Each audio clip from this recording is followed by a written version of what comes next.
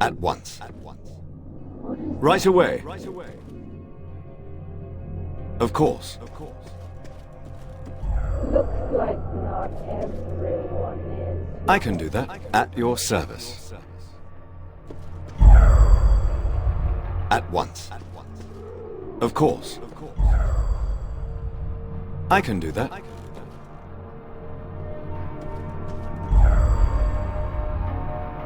As you wish. Right away. Of course.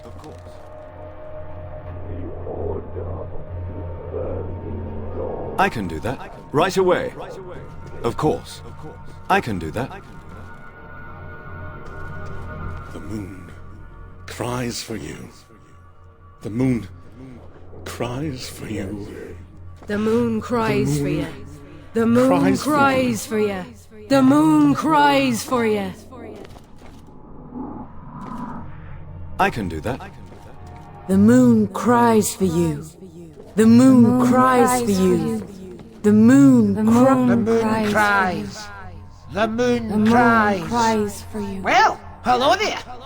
Good to see you out and about. Seems there's been a shocking development or two. Is there something I can get for you? In the flesh, so to speak. I'm just hanging around here, serving drinks from beyond the grave.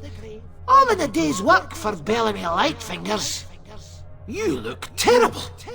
It's the demons, isn't it? These aren't your normal starving, no-skills, hit-like-a-pillow-fight demons. They're slaughtering us like animals. You most of all. That's the question, isn't it? If Jarhild were here, she'd say... Well, she'd probably just say, the moon cries for you, to be perfectly honest. This is where we go when our roles are played out. When we've done all we can. We are all siblings in purpose, if not by blood.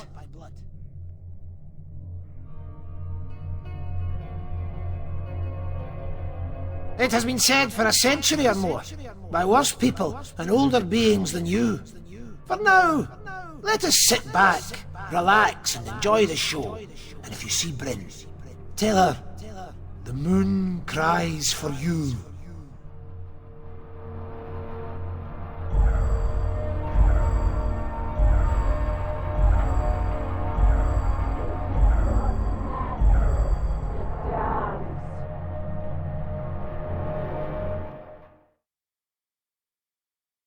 Another bloody nightmare.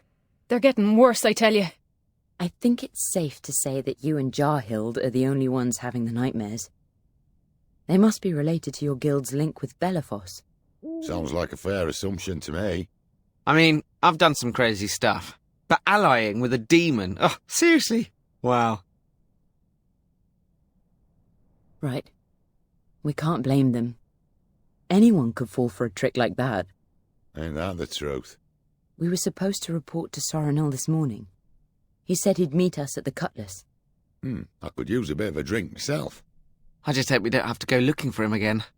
Aye, I can't help the feeling that we're in for a long day.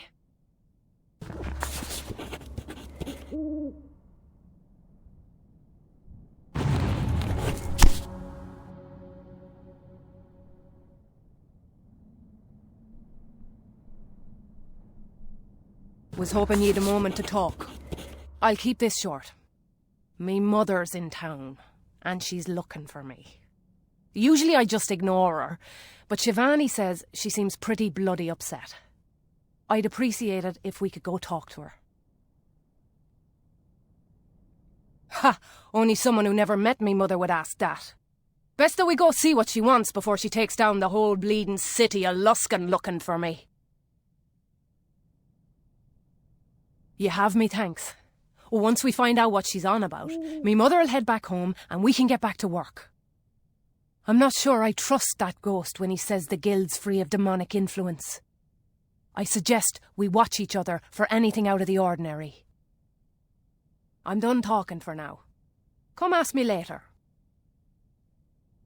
Don't be a stranger. All right.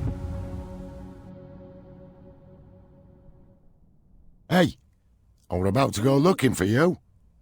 Hoping you might have a moment to chat. I got a letter from an old buddy of mine named Thoradin, from back before when I met Liddy. He wants to meet in the Cutlass sometime, to catch up, you know. Now, back when I knew him, I wasn't the paragon of politeness and virtue you see before you today. No, I did some things I wasn't proud of.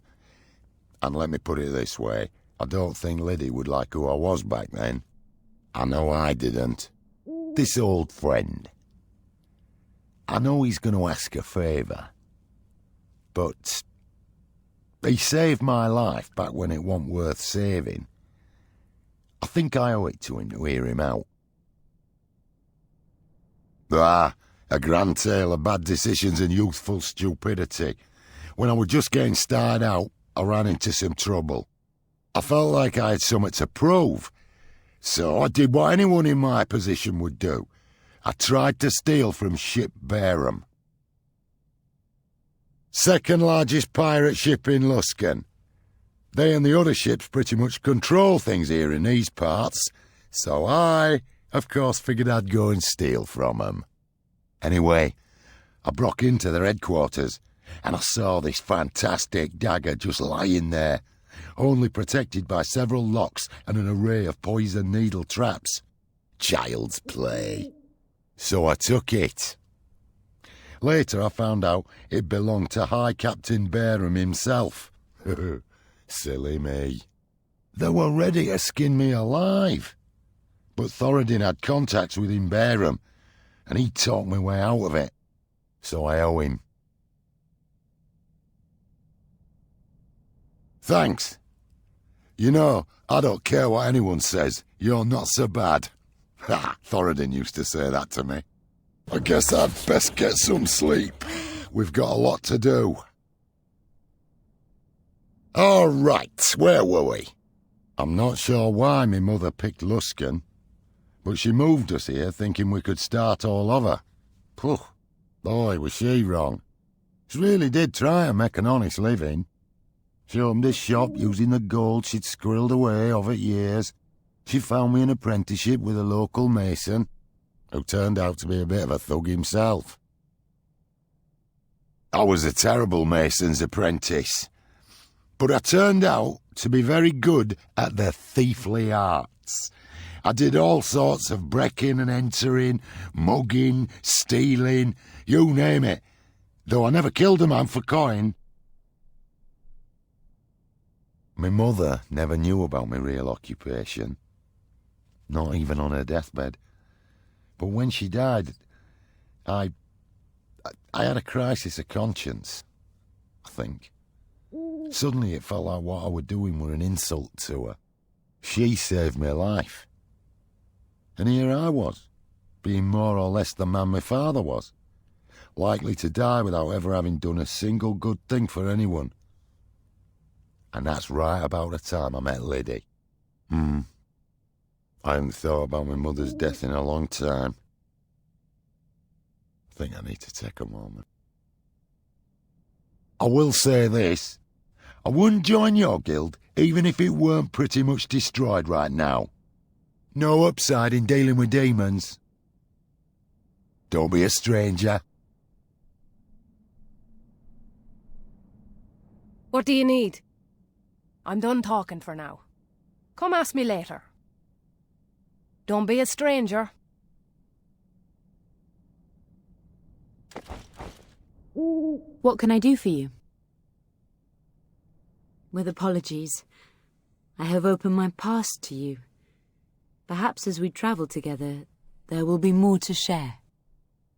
Mafril's tale is troubling. If the brothers Dawntreader did indeed cast their lots with a demon, then its power may still be upon you, despite what the ghost suggests. I'd advise caution. I trust you, but we cannot be sure what your nightmares mean, or what power they may hold over you. The Lady of Dreams go with you. Right away, as you wish.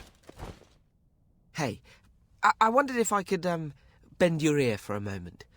Something came up and I might need your help. You know how I was training with the Harples before they kicked me out, after I raised some zombies I shouldn't have? Anyway, well, ever since Mafferel passed away, I've been thinking, I need to get back on track with my studies. And as great as it is chasing down demons with you, well, it's not exactly going to get me my big, tall, intimidating tower in the centre of an unforgiving wasteland, is it? That's the sort of thing a wizard needs, if people are going to respect him. Yes, undoubtedly, if you'll assist me in finding it. I received a letter from a woman named Dagatha. Before you ask, neither my mother, sister, or lover. Though, with a name like Dagatha, she's probably really into smart young wizards. Anyway, she said she's working for a book collector in Luskan and that she has a tome I might like to see. Something that could help me develop as a user of magic. Well, she sounded really smart in the letter. And why would anyone want to trick me? I'm no one. I mean, unless they were trying to get to you, but really, who'd want to do that? We'll go talk to Dagatha, maybe read a book or two, and we're done. Back to fighting demons and saving the Sword Coast. No harm, no foul. I'd really appreciate it if we can find the time. If not, I guess I'll just cry myself to sleep at night, that's all. If you don't mind, I'd rather talk about something else. As mentors go, Mafferel was pretty great. I mean, he did sometimes act like he hated me, or he thought I was stupid, but I could tell it was all an act. There was the one time he threatened to pull out my soul and attach it to a doorstop, but I rather deserved it. Ancient Netherese scrying crystals don't come cheap, you know. All right, you know where to find me.